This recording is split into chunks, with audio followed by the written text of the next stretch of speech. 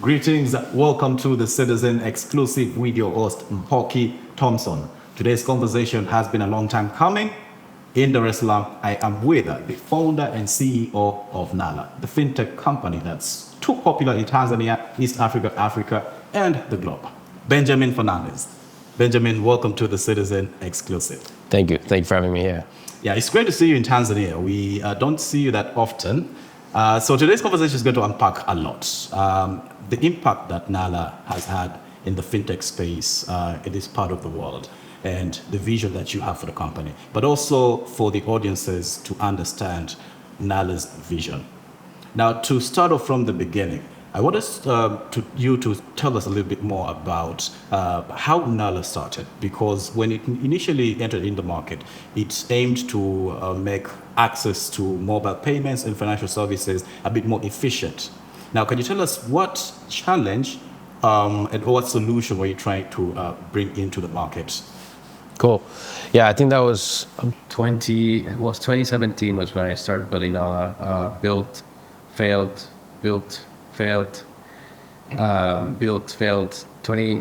By April 2018, we launched a USSD app that would enable people to aggregate multiple wallets. So if you had Vodacom, Tigo, Airtel, or CNB Bank or NMB Bank, whatever bank you use, we would aggregate all the wallets so you could see your total balance, but also be able to transact directly from there. And all it was doing was running USSD codes in the background of an Android application. That was it. So that was the first product we had launched, and it didn't do well, quite frankly. I did get a cease and desist letter from the largest telecom in Tanzania. Okay. And I remember because we were number one in the Play Store. Yeah. And after 3 months, they sent me a letter telling me to shut down. They said we were stealing customers' PINs and all these other claims just to get us to shut down. And it was quite frustrating as an innovator here. I remember the central bank calling me in and telling me that we were, doing these things that weren't allowed. And I was explaining, no, this is how the technology works. Yeah.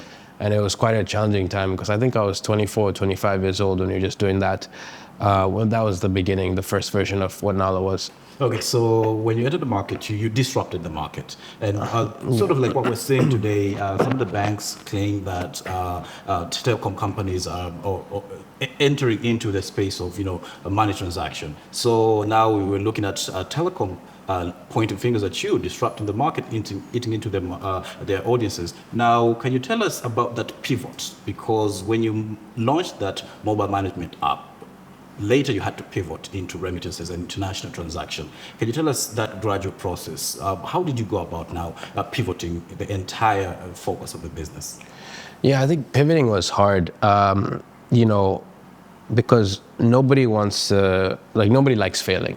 Otherwise, everything is a waste of time, right? And so making the decision to even shift from domestic payments to international money transfer. I'd never lived in England before. And, during the pandemic, during COVID, we started to see an increase in international money transfer. So people were sending more and more money digitally versus cash on planes. So before, people used to send money, Mpoki, you're going from England to Tanzania, take some cash, give it to my grandma. Yeah. That was a heavier amount, but they started to see a transition of social digital because of COVID, and people couldn't fly frequently as much, not just in Tanzania, but in many countries around the world. So there are two patterns I'm seeing globally. One, the population growth rate of Asian markets and African markets. Africa, 1.2 billion people today, going to be 2.5 billion by 2050. It's going to be the largest population for global workforce. And you look at Asia, it's quite similar patterns. And so because the population is growing, it also means the number of people leaving is also going to increase. Yeah. So India has about 1.6 million people leaving India every single year for opportunities abroad, whether it's in Europe, Middle East, or America. Africa has a similar population, about 1.1 million people leave Africa every single year. So if you look at the trends of where that goes, when people migrate, so does money getting sent home, but so does trade. And so that was the bet, and it's okay, do you know what, maybe if we bet on where migration is going to happen and trade, we can try. But it was out of the blue, more just trying to do something, and never expected to get far, but it was you know what, we'll do our best shot, and if it works, it works. If it doesn't, we give it our best shot. Okay. Now, listening to the narrative about how you first started, you established in Tanzania, something in the Tanzanian market, but then now you mentioned you started getting cease and desist letters, and also the central bank getting involved. Now, that brought on the fact that inevitably you had to focus in another market, basically. And there has been conversation that Nala is not based in Tanzania, the headquarters are in Kenya, or the headquarters are abroad, despite the fact that the founder, the CEO, is Tanzanian. Can you perhaps explain to us that narrative, and where are Nala's headquarters? Nala has no headquarters, because if you go by revenue, it'd be the United States. If you go by number of employees, it'd be the UK. If you go by operational roles, it'd be Nairobi or India. So, we operate in many countries around the world. We operate in 11 countries in Africa today, 4 countries in Asia, 19 countries in Europe and the US.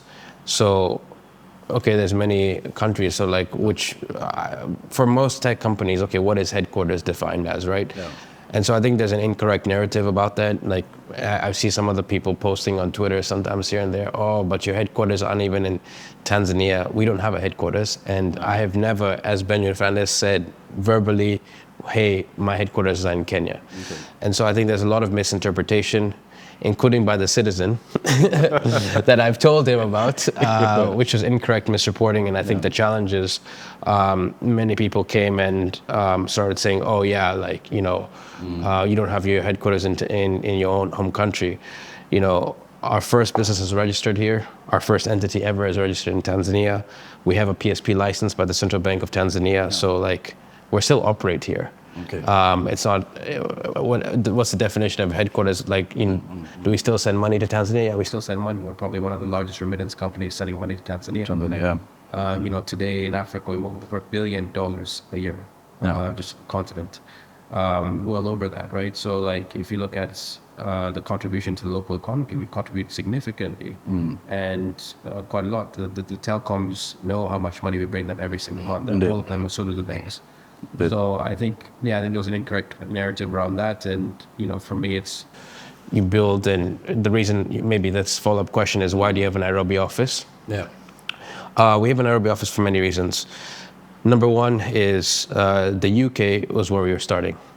And the first country that gave us permission to send money to it was actually Kenya. Okay. So that is true. Okay. And so while I was waiting for permission from the Central Bank of Tanzania, we got our approvals in Kenya. Well, so how long did you have to wait for the Tanzanian to give you approval? Tanzania probably took a year and a half. Okay, and Kenya?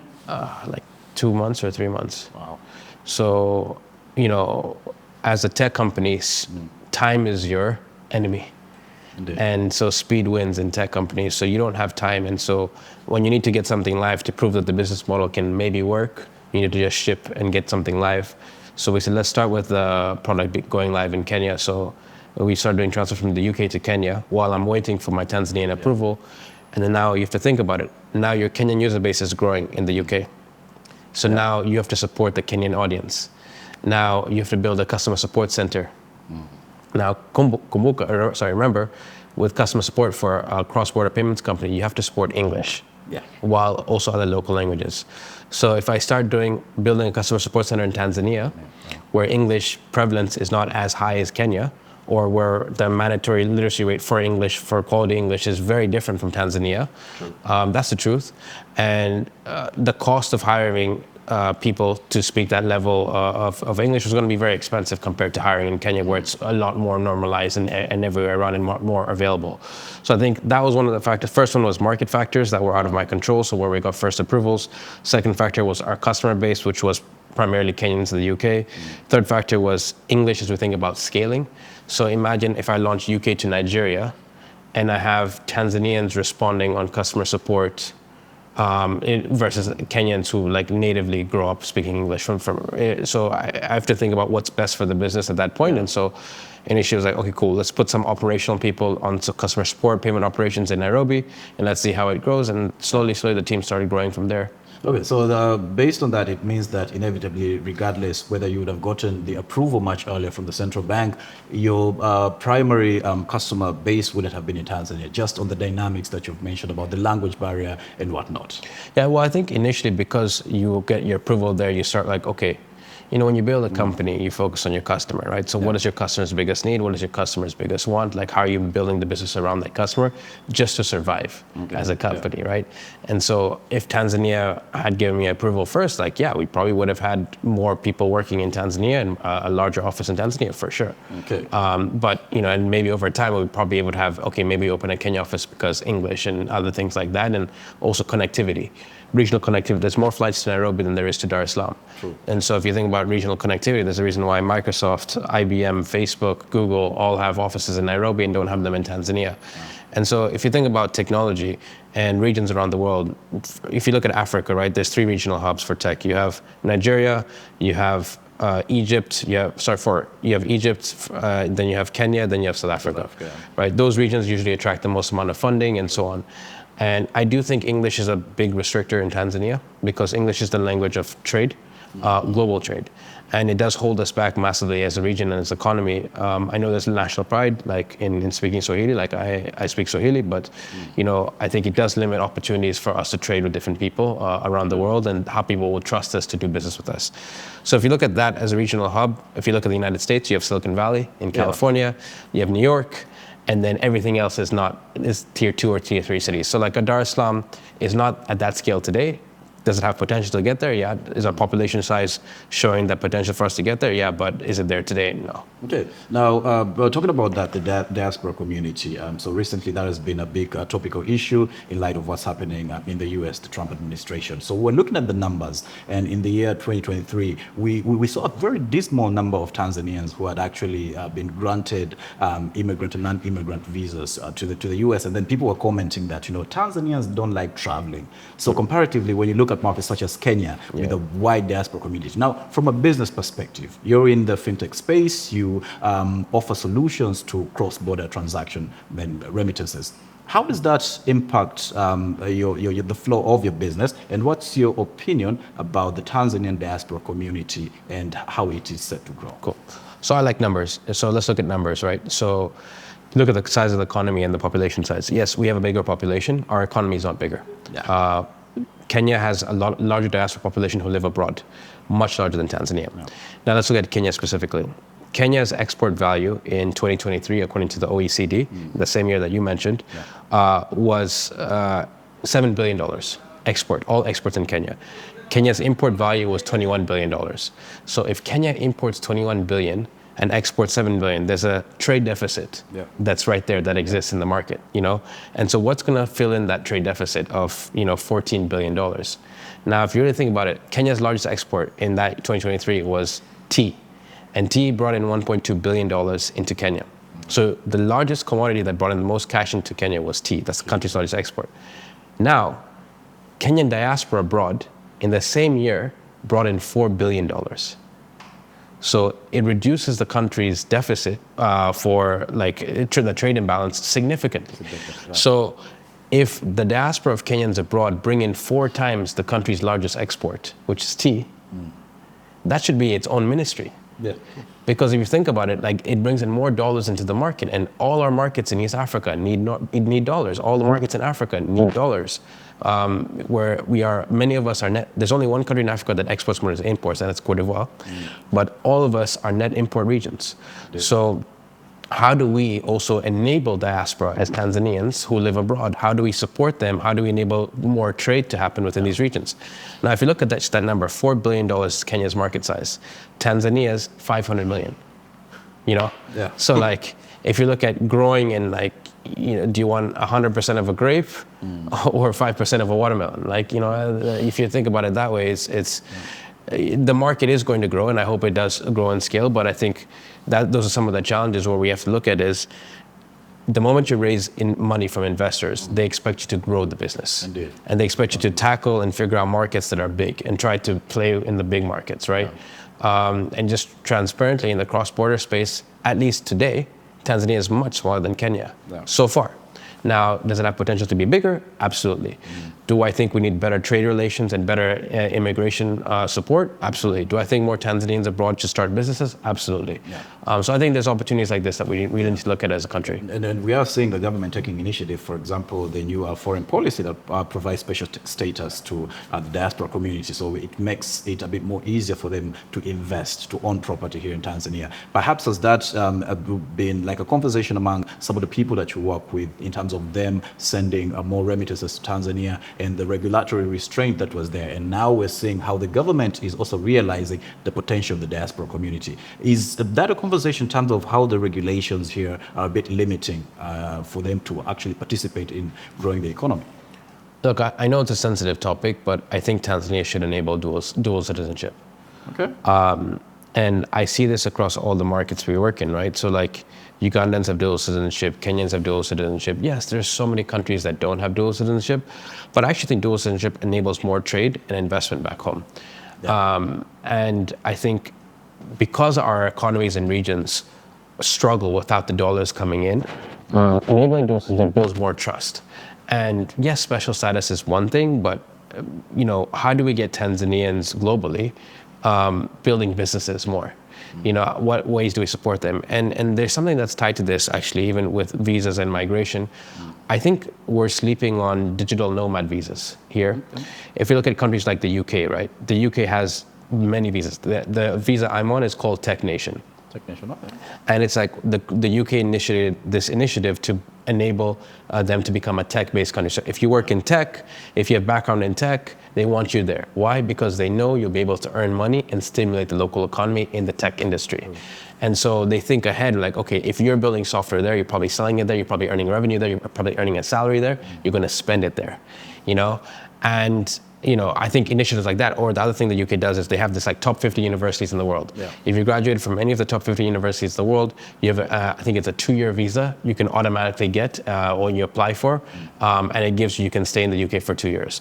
Why? Because I think over time, talent is scarce, and what governments need to do and really lean into is like, how do you bring the best talent into our countries?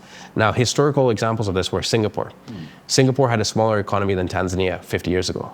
Singapore was irrelevant 50 years ago. No. None of us would talk about Singapore. But what they did is like, we don't have natural resources.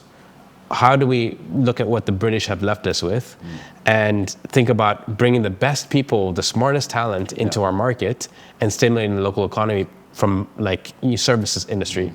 And Singapore did an amazing job at that. And they completely, within 50 years, transformed the country. And so I think Tanzania needs to look at this directly and figure out how do we enable this for our local economies, and whether it's in Zanzibar and like building out a visa for people to be able to come to Zanzibar, but of a certain caliber.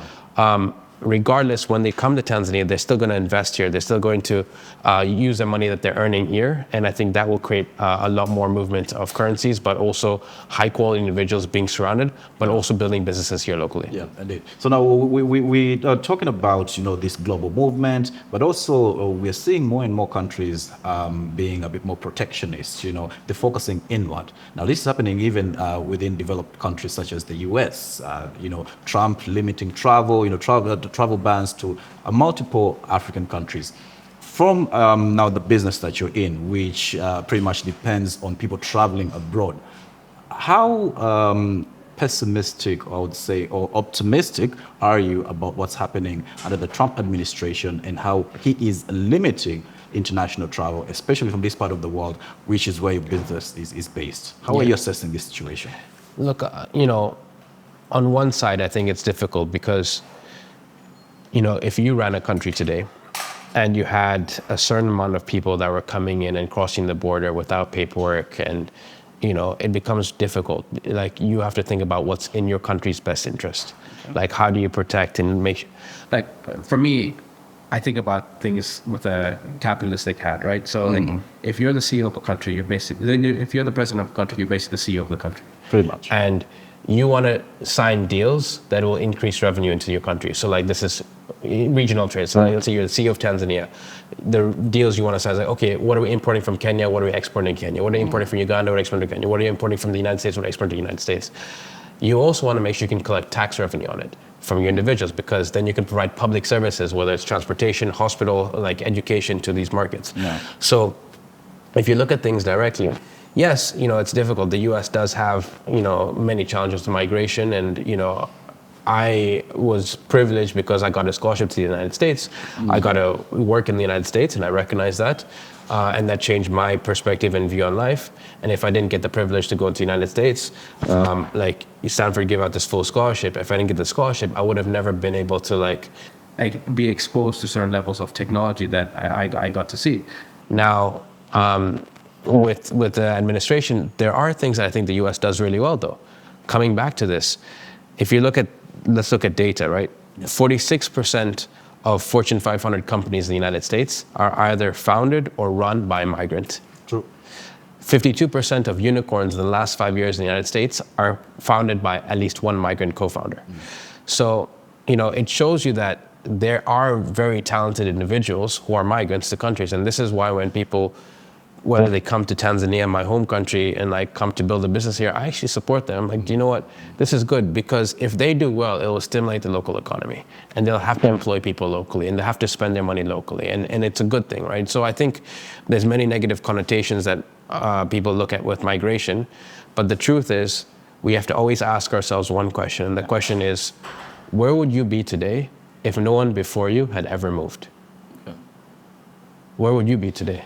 Wow, yeah, that is a tough one, but Which city? Totally. Because like for different some people, like destination. you might think somebody would be like, oh, I grew up in Morogoro. Yeah. My dad wanted to move to Dodoma. Okay, cool. Yeah. Then that person from Dodoma said, oh, my dad's wish was to move to Dar es Salaam. Yeah. And that person in Dar es Salaam says, okay, my wish is to move to Nairobi. The person in Nairobi, my wish is to move to London.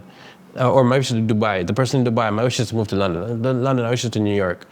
Everybody, privilege is relative. True. And everybody has a form of privilege where if you recognize what that means, like for that person in Dodoma, in Morogoro, it was just to move to Dodoma, right? And so I think, at the end of the day, even though that person moved, they still have to take care of the family back home. Yeah. And so there are benefits of what the migration does to these regions and how they can help stimulate local economies. Okay, I mean, you have provided a well-balanced assessment. You've looked at it from a presidential perspective, why they may be forced to take such actions, but also the positive outcomes of, having the free movement of people and goods. And in line with that, also, there's been a lot of financial squeeze when it comes to, developed countries or development partners supporting startups, supporting businesses, NGOs here in Africa. Nala has been able, you have thrived on investors investing money, from seed funding to Series A funding, and up until today, you are a thriving business. Can you tell us about finding financial support for African startups in today's world? How difficult is it? It is quite difficult to raise money. Raising money is not the reward. Raising money is not the prize. The more money we've raised, I mean, this music artist, Drake, says the reward for hard work is more work. True. And, when we raised the $40 million last year, I remember one of my board members, he told me, he said, Benji, the chef doesn't celebrate getting the ingredients. What did you cook? Yeah. Like, what food have you served to people? Like, have you grown this, when the chef is starting a restaurant, you don't celebrate getting the ingredients. Did you fill out the restaurant? Did the restaurant grow? Did the restaurant expand? Did you hire waiters and waitresses? Did you hire other chefs? Did you build a business that sustains itself and is self-sustaining and then that can grow beyond you? And, when you raise money, especially for a region like Africa, it's tough. It's not easy. There's people look at the region and say, oh, there's political instability, there's war, there's disease, there's, all these negative connotations that come with the region. And, you're constantly telling somebody, don't worry, listen, trust me, I'm going to be able to help you return the money, right? Mm-hmm. And when you take money from somebody, it's not charity. It's not free money. It's not. Every boss has a boss. I have a boss too. True. So when the pressure and expectations do increase at every single round, and my hope, and I have a lot of love and respect for any tech founder in Africa, and I want to see us grow as a region because I would like to see more tech founders doing bigger things. Like, I tell my team, like, we're babies, we're irrelevant still. We're like a baby lion, right? We're not even a grown lion. We're not even, how do we move $100 billion? That's the type of thinking I tell the team to think with. And so, with the region, building in Africa is tough. That's the truth. Like, we launched in 4 countries in Asia. My hardest market in Asia was easier than my easiest market in Africa. True. And I can't blame the region. It's still a very young region, but there's also many politics and policies that are new and nascent. And my hope is that with Nala, we can start changing some of those for other entrepreneurs coming and asking, hey, Benji, how did you figure this out, and make it easier for them? Yeah. So we're about to cross the half-year milestone. So in the first 6 months of 2024, Africa has been able to attract over $1 billion in startup funding. That is foreign investment into Africa. And of late, we have been seeing a lot of investors opting for equity as opposed to debt. So, but then now that has its positives and negatives. For as a startup founder, that means if you have to part away with stock from your company, at the end of the day, it might even dilute the vision that you've had for the company. Why do you think investors today opt to invest to gain equity than debt? Do they sort of have a mistrust that that money will be able to be paid back? Yeah, I think, look, raising debt is tough, and like people have been burnt from it, right? So like someone like, oh, give me $10 million and I'll return 50. It's and people have lost a lot of money that way on the debt side. So with equity-based fundraising, like that's what we've done. The only fundraising we've done so far is equity. Equity, okay. Yeah, so we've never done debt so far. We'll be probably doing our first debt line sometime this year, but we've never done debt as a business. So that means my ownership goes down and down and down. Every time we raise money, my ownership is way lower. Are you still the majority owner? If you add all the investors, no. Oh, okay. No. Okay. So now how does that affect the way you want to lead the company? Because from a practical perspective, I have heard of stories, and I've actually talked to some founders who had to exit their company because they founded the company, but at the end of the day, when they got investment in equity, the investors had a totally different vision for the company, and which did not align with their vision, and they had to exit. So what is the risk around that? Yeah, that's true. I mean, that happens everywhere, not just in Africa, but around the world. That's a common global problem. And I think it's not just with tech startups, I think it's every business, right? So, whether it's you're investing in a hotel or like you're investing in a gym, and somebody wants to do, hey, we want to only have one gym and you want to have 10 gyms, and like you're not aligning on where the company's going to grow. They're like, okay, what do we do? All right, maybe it's time for you to leave the gym that you started. And it's tough. I've seen that happen to a lot of my friends who've worked really hard for maybe 10, 15 years on their company and left with almost nothing. And so that is a reality that we as tech founders face in our industry. Obviously, that's why I think it's really important to align with your board and be on the same page of like, this is the vision for where we want to be. And obviously it will grow. Like, so as the company changes, like grows, the vision also grows and evolves. Yeah, and in line with that, we are seeing when it comes to investment into startups in Africa especially, companies that are co-founded or led by women tend to attract less startup funding. I don't know where that comes from, if investors have less trust in women leading tech companies. You're in the space. Maybe perhaps you can share your perspective in terms of how do we address the unequal representation of women in the tech space, especially when it comes to stages of attracting funding. We have many women founders, but when it comes to attracting investment into the business, it drops down to 17 as opposed to 25% of the startups that have been founded or are co-led by women. Yeah, look, I think it's a global issue, not just an Africa issue. I think it's a problem around the world where I think there's so many talented individuals that will never be able to get the funding that they need in order to build their business up. And I think it's a institutional problem that has carried on for many years, and slowly and surely, as you see more and more success stories, that will start changing. I mean, if it's not the same narrative, but if you look at the narrative of African founders in the US, tiny population, like very small. And so like African founders or black founders in the US even getting funding, like tiniest. percent goes to a black founder. So, I think when people start seeing success of that, where like the founder of Calendly, it's a calendar app, is called Tope, and the company's worth over $1 billion. He's Nigerian in the US. We will see more of that. People are like, okay, do you know what? Cool, let me invest more in people that look. And then when Tope does well, he'll also invest in people that look similar to him, right?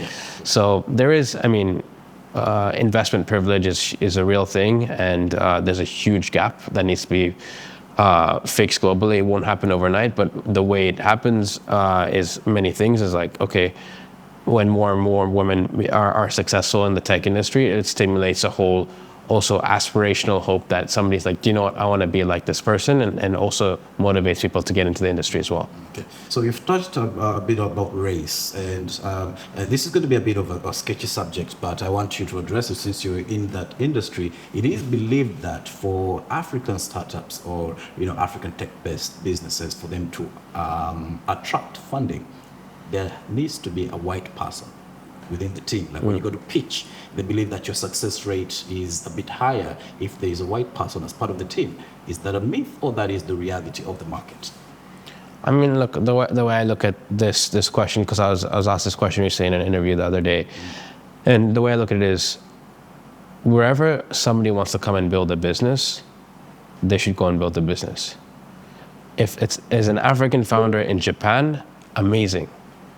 Let's make sure that they do everything to succeed. If they have a Japanese co-founder or an Indian co-founder in Japan, we don't have the same discussion when it comes to African founders in the US or African founders in Europe.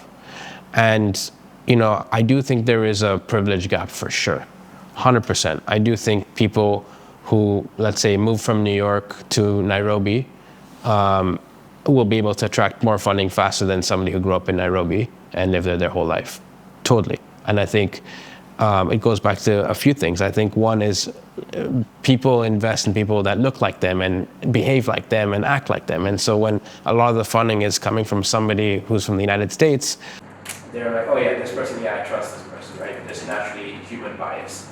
And I think that is a challenge. And I think a lot of founders find it very difficult. However, the flip side of it is some of the largest companies in Africa are locally funded. So for example, look at Flutterwave, GB, yeah. Nigerian. Look at Tosin for Moneypoint, Nigerian. So look at some of the biggest unicorns, like, look at Ham and Majid from Chippercash, Nigerian and Ghanaian and Ugandan. Look at in Egypt, MNT Halan, I'm butchering the name, but 2 Egyptian founders. So I think, yes, there's one part of the story that talks about that, but I think there is examples of successes without that. Okay, and most fintechs in Africa, or rather most startups are fintech in Africa. We're seeing a rise in health tech, agri-tech, and edu-tech.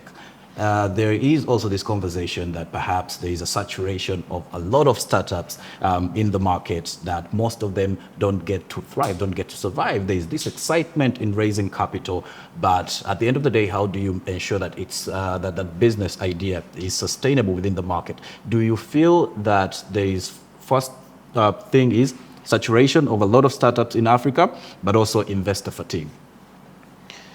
Yeah, so fintech in Africa, in my opinion, will be the most funded thing in Africa for the next 25 years. And I can tell you 1,000 reasons why. Even as we build Nala, every single time we build it, I'm like, man, somebody needs to build this, and somebody needs to build that, and somebody needs to build this. Yeah. I'll give you examples, okay? And the reason why fintech is the most funded is because a lot of those founders don't start off trying to build a fintech company. Okay. So I have a friend, for example, who was trying to build a health tech company, and he was just trying to digitize health records for hospitals. But because you go to this hospital here in Dar es Salaam, there's no machine you go to that hospital there, it's paperwork and so on. So when you go to get treated at this hospital, they don't know your previous symptoms, and you can't remember them and so on. So there's no digitization, and that's an opportunity, right? But then as he was building that company, there was no way of recording payments too. No. And so he ended up building an integration with the bank just to do payment for reconciliation, because instead of calling manually and collecting cash and so on. So while he was trying to build a health tech business with digitized health records, he ended up building a fintech. Yeah. Now, if you look at this in examples today, you like going to the gym. I don't go to the gym as much as I should. But if you think about it, if you ran a gym today, at the end of the month, what do you have to do? You have to call everybody to make payments. Yeah. We don't have direct debit that exists in Tanzania. So it would be more efficient for you as a gym owner to be able to just get your account charged 50,000 shillings. Okay, your gym membership is taken out, and then you proceed forward. Instead of giving the gym owner the work of calling every single person or texting every single person, hey, please pay your payment. So I think if you look at the region, so many businesses would be impacted at scale if fintech services like that existed for direct debits, for different types of lending, for revenue-based financing, or B2B business payments. Yeah. And I think if you look at the banking sector, a lot of the banks are really old, 20, 30 years old, yeah. Legacy technology.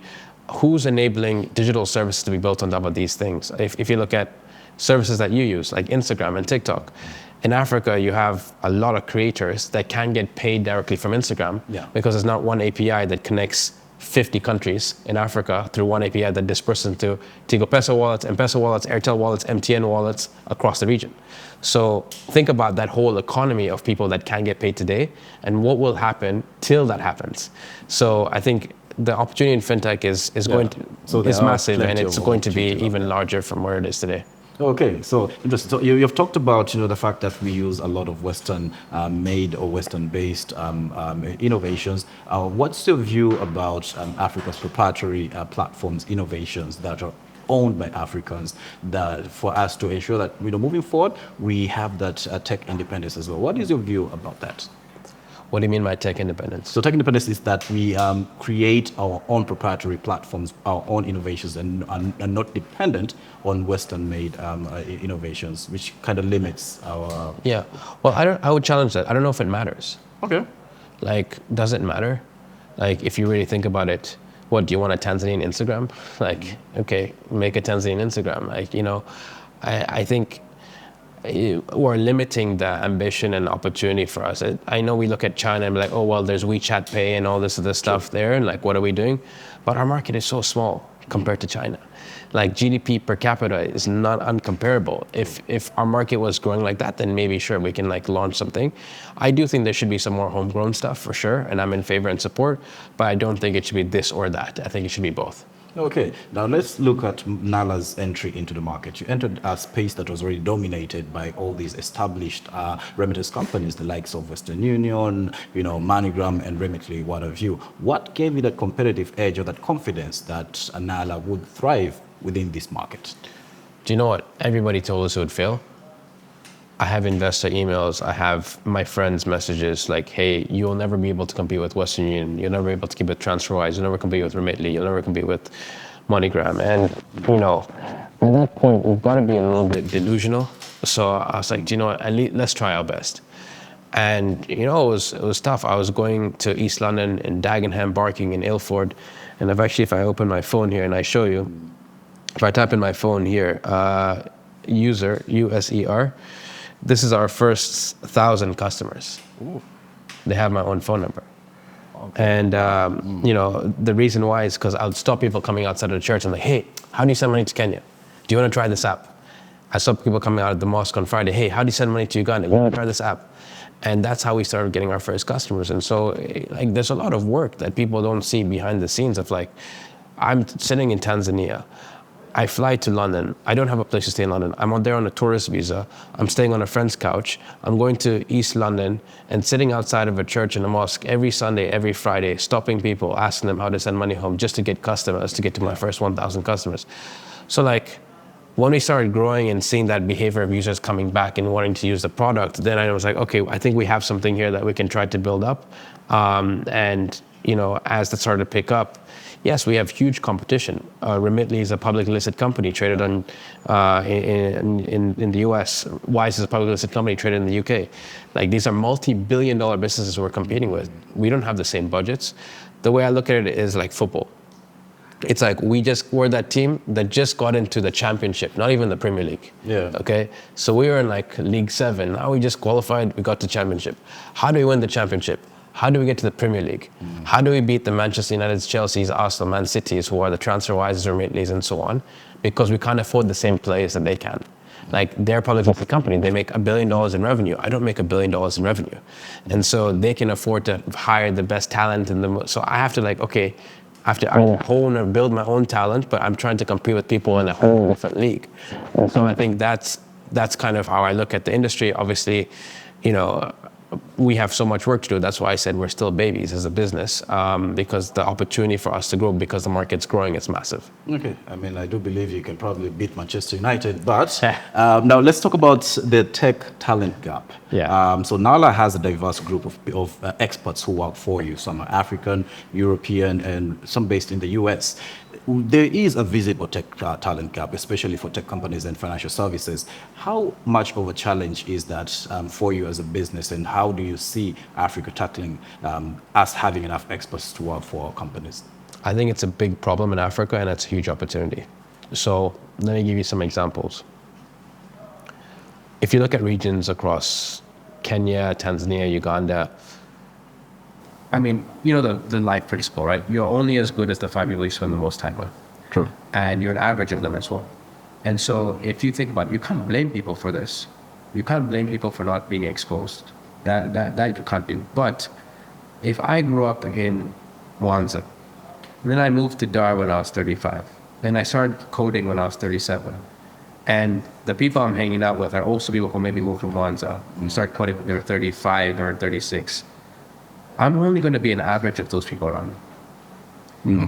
And so whether I go to tech events or meetups in Dar, my quality and rate of learning is going to be very different unless I expose myself on a global scale with the internet, which I think the internet is the most amazing thing, where you can connect with people in Serbia, in Ukraine, in any country around the world, Poland, wherever, in the UK, in the US, and work together on collaborative projects, because then your quality of engineering starts increasing, because hey, have you tried this new tool?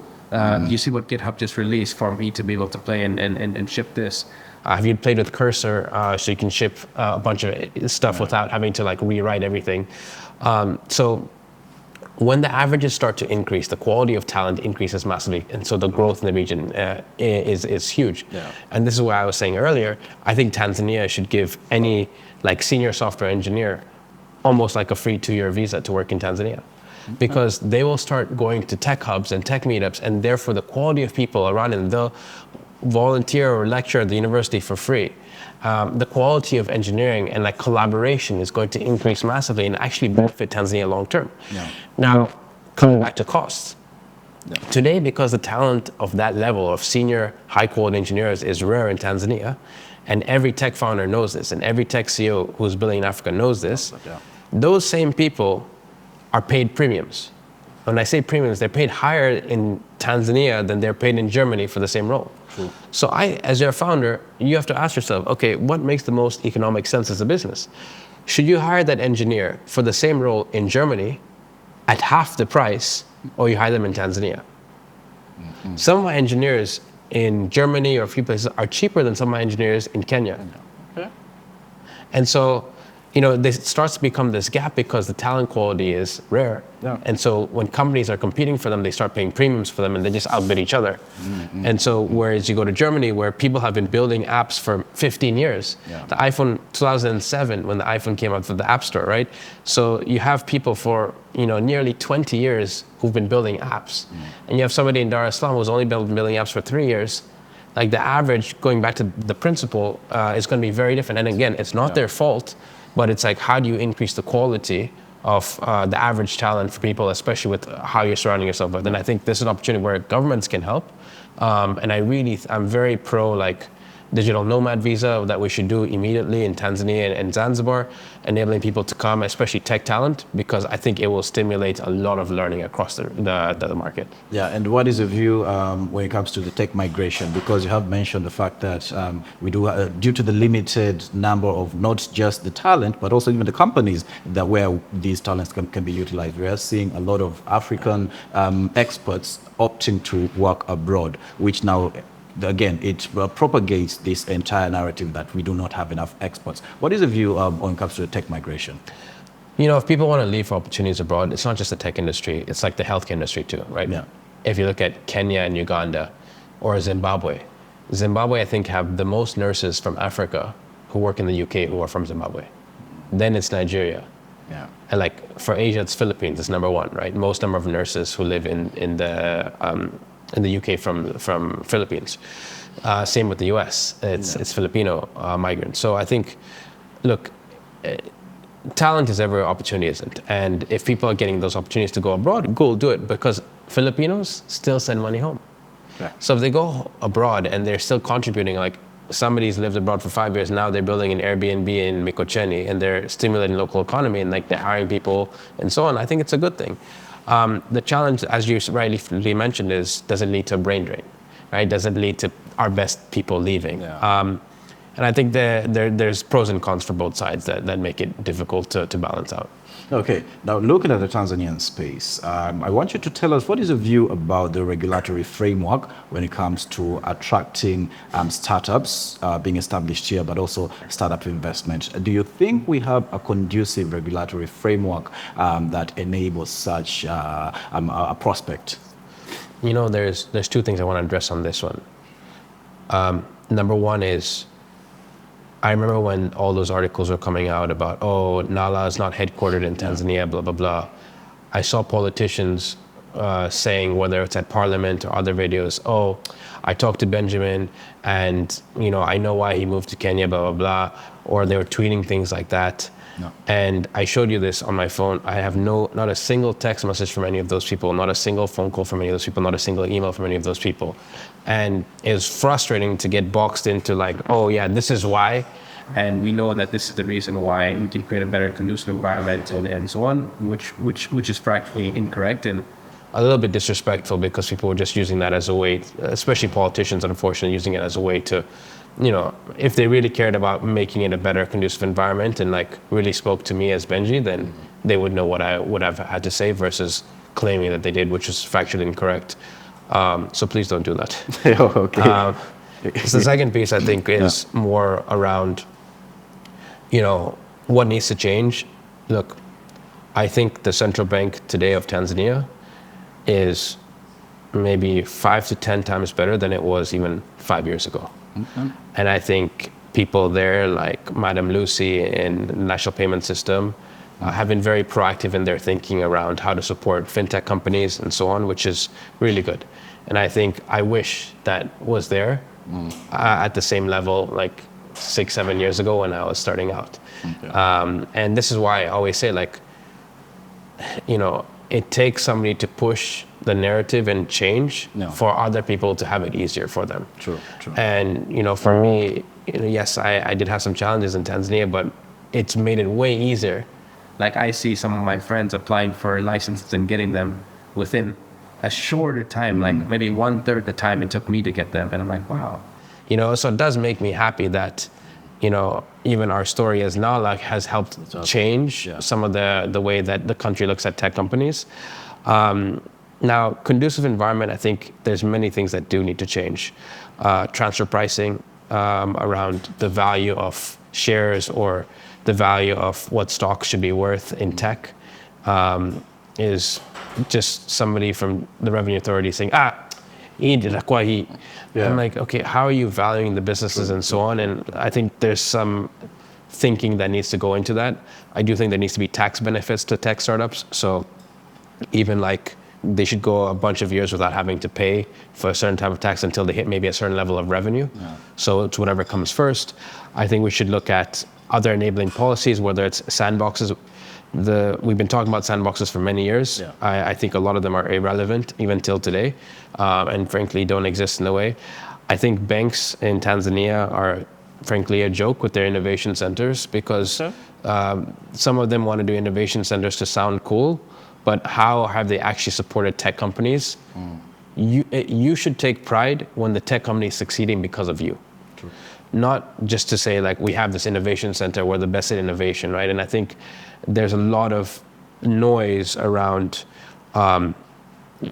building innovation versus take that same money you did to do that huge press release and that campaign around Innovation Center and build proper APIs and enable a tech ecosystem to be built with you.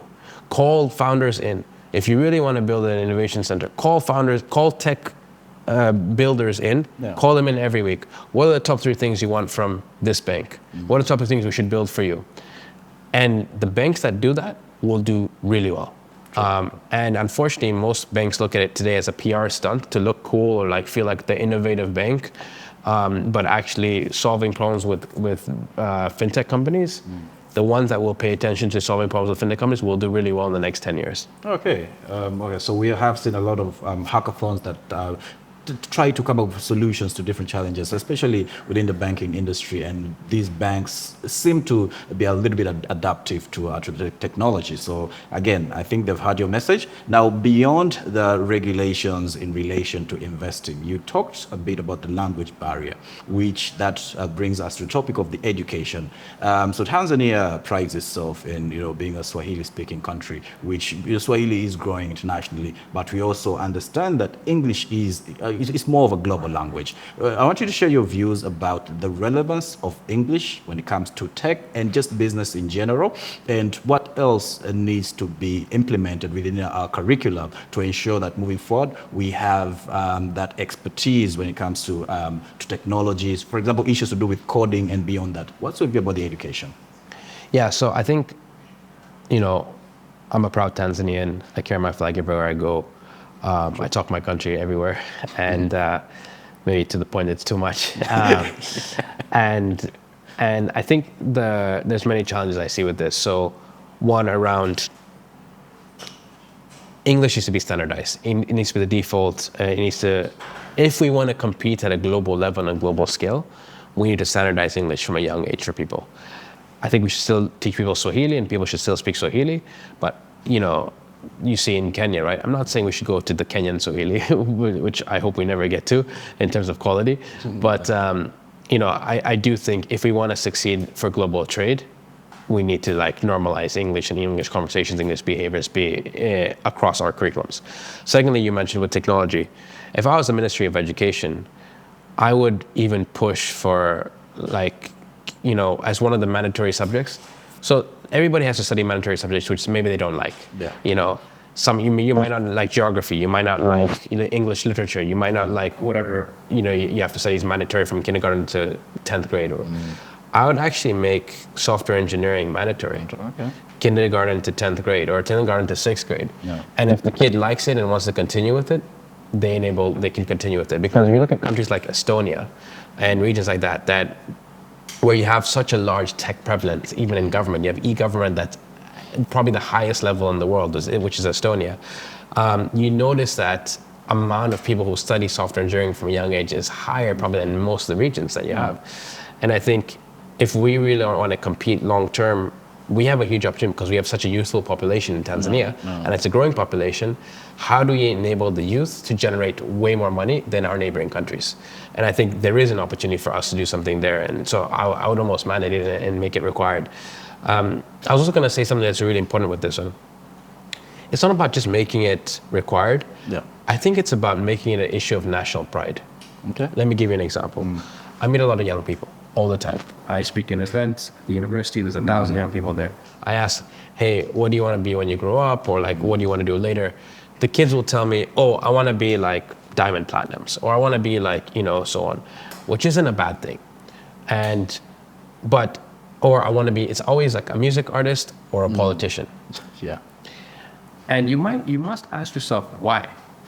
And why do all the young people want to be either music artists or politicians? Because for them, they see it as a view of success. Because it's an issue of national pride. Now, why is it an issue of national pride? Because also the government prioritizes it. When it's election season, who gets called? The music artist. When it's right before election season, who gets called? The music artist for a random award ceremony of okay, we're gonna pongeza these other people, blah, blah, blah. When do we get to the stage of saying, do you know what? When are we putting an establishment of for tech companies or tech founders, this is what we want to do because we want to make it a source of national pride. Now look at India. India today, you have kids that do math competitions, okay? And it's a source of national pride where you have generations of kids wanting to win that 10-year-old math competition. And so all of a sudden you have a whole generation of young people who prioritize studying math. and studying and trying to be really good at math. And what does that do for the country in the long term? When you have a bunch of smart kids, you make smart decisions. True. And therefore, local economies can grow. And so if you think about it this way, do we even have a math competition in Tanzania where the winner gets called to the State House? When somebody gets number one at NECTA, are they getting called to the State House, or are they just saying a newspaper on the Citizen saying, congrats to these 5 people? True. How do we start making that, whether it's education, whether it's things like this, a source of national pride where you build generations of people caring about that versus just caring to be in politics, which isn't a bad thing, as I said. Yeah. But today it almost feels like there's 2 extremes. True. And this middle ground of, if you think about it, put yourself in my shoes. So I meet young kids and like, oh, Benji, I want to be like you. I wish they never said that, because I don't want to be like me. I want to be like, way better than what I am today. And I want to be way bigger. And I get it. For some of them, it's like, okay, cool. I want to build the next Nala. Cool. My hope is that they build a bigger Nala. Yeah. But if that young kid who's like 15 years old has nobody to look up to, True. who are they going to be like, okay, you know what? I want to be like this person one day. And there's many people in Tanzania. Like, for example, Edwin Bruno of Smart Africa Group, I think, we need to see how we can highlight him and how he started his journey and built Smart Africa Group, or even when it was just Smart Codes and the agency, and how they grew that, and highlighting people like him and his story more, whether it's Godfrey Magila from Magila Tech. Yeah. I think there's a lot of people like that, or Ian Usiri from Ramani, the Usiri brothers, they're the second Tanzanian company to ever get into Y Combinator, which is a big deal. How do we, this is a huge deal. Y Combinator has a 1% acceptance rate. It's harder to get into Y Combinator than it is to get into Harvard. It's very impressive. But nobody even knows what that is. And I think when we can start, especially if that's an industry we care about honing, I do think there needs to be a lot of change from a level where it is those things they recognize more publicly versus just, whatever. Okay, so Benji, we could go on and on and on, but this conversation will never end. So we'll end on this note with just one final question. Where do you see Nala in the next 5 years? You are building for the next billion. Where do you see the company in the next 5 years and beyond?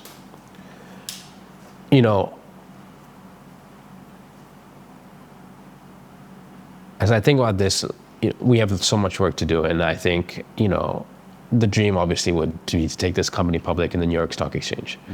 But it's a lot of work to get there. Are you doing $100 million in revenue? Are you doing $1 billion in revenue? These are the things that you have to get to, and getting to that level requires a ton of work. And so our work's not done. We're 1% where we need to be, and so across many countries. So today we're expanding. We're going to be in 18 new countries this year. And, that requires a lot of work. And so we as a company and as a team, there's a lot that's ahead of us for us to be able to deliver and move, and some big shoes for us to fill. And so I want us on the consumer side to be the #1 platform that any migrant, when they travel to a new country, is using for global cross-border payments. And I want Rafiq here, our cross-border infrastructure business, to be the #1 platform for cross-border trade to emerging markets. Now, those are 2 very ambitious goals. Yeah. We've got a lot of work ahead for us. And, I think if we look at that, we need a lot of drivers and not passengers to make that happen. Well, Benji, we'll end on that note. Thank you. You were with me, Mpoki Thompson, for the Citizen Exclusive. We were with the founder and CEO of Nala, Benjamin Fernandes. That's a wrap for today's episode. Until next time, bye-bye.